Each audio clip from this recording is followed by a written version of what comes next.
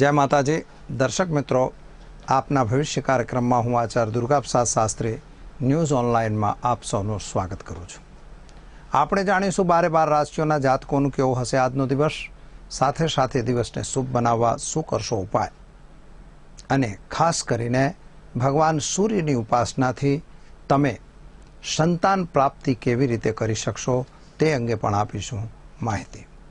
આ બધું જ જોઈશું, પરંતુ તે પહેલા भगवान सूर्य ने वंदन करी लीए। जपा कुसुम संकासम काश्यपेयम महादुतिम तमोर सर्वपापघ्नम प्रणतोष्मी दिवाकरम। भगवान सूर्यना चरणों में वंदन करी अने आपणे शुरुआत करिए आजना पंचांगनी। आज विक्रम संवत 2072 शक संवत 1937 वीर संवत 2542 तारीख की बात करिए तो आज 13/3/2016 तारीख है, एटले कि मार्च नो महीनो है।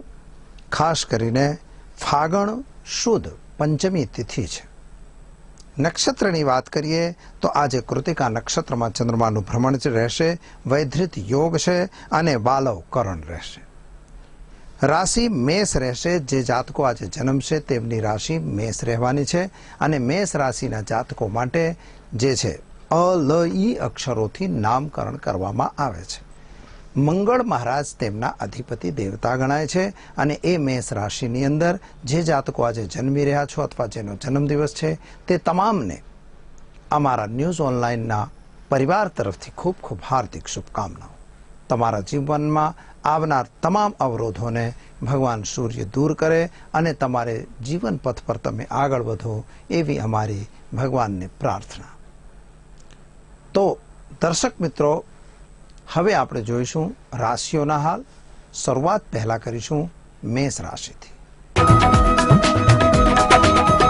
मेष एटले अलई अक्षरथी जेनुं नाम शरू थाय छे तेमना माटे खास तमारा ग्रहोनी स्थिति प्रमाणे जो विचार करवा जाइए तो एक बाबत स्पष्ट थाय छे कि आज थोड़ू मानसिक तमने उचाटनो सामनो करवो पड़शे। धंधानी अंदर तो सफलता देखाई रही है। जे लोको धंधो करी रह्या छो, व्यापार करी रह्या छो, एमने सफलता अवश्य मळशे। व्यापारी वर्ग माटे पण समय सारो अने अनुकूल छे, परंतु जे लोको नौकरी करी रह्या छो ने खास करीने जे गवर्नमेंट जॉबनी अंदर छो तेमना माटे थोड़ी तकलीफ वाळो समय अवश्य कही शकाय। तमारा अधिकारीओथी जरा सावधान रहवानी जरूर छे। जो तमे कोई खोटू काम करता हो तो एनाथी जरा दूर रहजो। खोटा कामनुं नुकसान तमने सहन करवू पड़ी शके छे। मित्रों अथवा तो साथीओ जेनी साथे तमारो व्यवहार चाली रह्यो छे ए व्यवहारमां तमने सफलता तो सारी मळशे। फसायेला नाणांनी प्राप्ति पण तमने सारी थशे। विद्यार्थी वर्ग माटे समय अनुकूल अने सारो छे। शुं करशो तमे तो आजे ओम धृणी सूर्याय नमः मंत्रनी एक माळा करी भगवान सूर्य ने जल चढ़ावी दिवसनी शरूआत करो। सारो दिवस तमारा माटे रहेशे। हवे आपणे जोईशुं वृषभ राशि। वृषभ राशिना जातको माटे जो आज विचार करिए तो आपणा माटे समय अनुकूलता वाळो छे।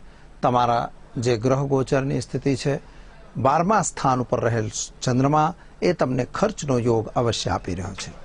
खोटा खर्चाथी तमारे सावधान रहवानी जरूर है।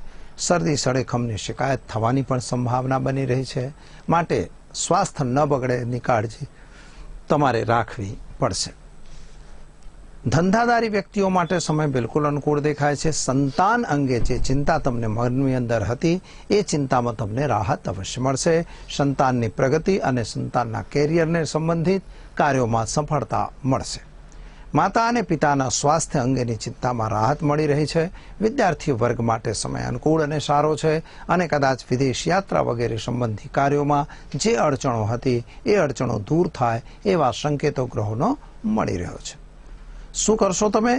તો આજે તમારે ઓમ હૌમ જુમ શહ મંત્રની એક માળા કરી શિવજી ઉપર જળ અને દૂધ મિશ્રિત કાળા તલથી અભિષેક કરી દિવસની શરૂઆત કરો. સારો દિવસ તમારા માટે રહેશે. હવે આપણે જોઈશું મિથુન રાશિ. મિથુન એટલે ક છ ઘ અક્ષરથી જેનું નામ શરૂ થાય છે તેમના માટે તમારા ગ્રહોની સ્થિતિ પ્રમાણે જો વિચાર કરવા જઈએ તો એક વસ્તુ સ્પષ્ટ થઈ રહી છે કે તમે જે વિચારતા હતા એ કાર્ય હવે પૂર્ણ થતું હોય એમ લાગે છે.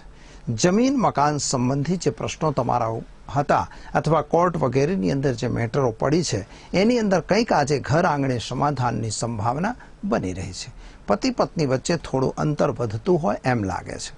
મોટા ભાઈ સાથેના સંબંધો પણ વણસતા હોય એવું લાગી રહ્યું છે. પરંતુ એક બાબત તમારી પાસે આજે બહુ સ્પષ્ટ છે. ભાગ્યાધારિત ગ્રહો તમારા ભાગ્યને આગળ વધારશે. નોકરી વગેરેની અંદર પ્રમોશનની સંભાવના વધી રહી છે. વ્યાપારીઓ માટે પણ સમય અનુકૂળ અને સારો છે. શું કરશો તમે? તો આજના દિવસે તમારે ઓમ ધૃણી સૂર્યાય નમઃ એ મંત્રનો જાપ કરી ગાયને તમે મસૂરની દાળ ખવડાવી દિવસની શરૂઆત કરશો. સારામાં સારો દિવસ તમારા માટે રહેશે. હવે આપણે જોઈશું દર્શક મિત્રો કર્ક રાશિ. કર્ક એટલે ડ અને હ અક્ષરથી જેનું નામ શરૂ થાય છે તેમના માટે તમારા ગ્રહોની સ્થિતિ પ્રમાણે જો વિચાર કરવા જઈએ તો આજે તમે જે વિચારેલું કાર્ય પૂર્ણ થયું હોય એવો તમને અહેસાસ થશે. જૂના અટવાયેલા નાણાં તમારા પરત આવશે. ધંધાદારી વ્યક્તિઓ માટે સમય અનુકૂળ અવશ્ય છે, પરંતુ છેતરાઈ ના જાઓ એની કાળજી તમારે રાખવી પડશે. છેતરામણીથી તમારે દૂર રહેવાની જરૂર છે. ખોટું કાર્ય આજે તમારી પાસે ખોટા કાર્યો માટે લોકો અવશ્ય આવશે. એનાથી તમારે દૂર રહેવાની પણ જરૂર છે. જૂના કાર્યો જે તમારા કોઈ સરકારની અંદર અથવા ક્યાંક અટવાઈ ગયા હોય એની અંદર પણ તમને આજે કંઈક મીટિંગ કે સમાધાનની સ્થિતિ બની રહી છે. જમીન મકાનનો જે વિવાદ તમારો ચાલતો હોય એની અંદર પણ સમાધાનનો રસ્તો અપનાવી લેવો. ખાસ કરીને વાત યાદ રાખજો કે કોઈ પણ વસ્તુ કોઈ પણ વ્યક્તિ ઉપર કોઈ પણ વસ્તુ માટે વિશ્વાસ કરીને ચાલવાની જરૂર નથી. આંધળો વિશ્વાસ તમને નુકસાનમાં ઉતારી શકે છે. શું કરશો તમે? તો આજે તમારા માટે સારામાં સારો સમય રહેશે.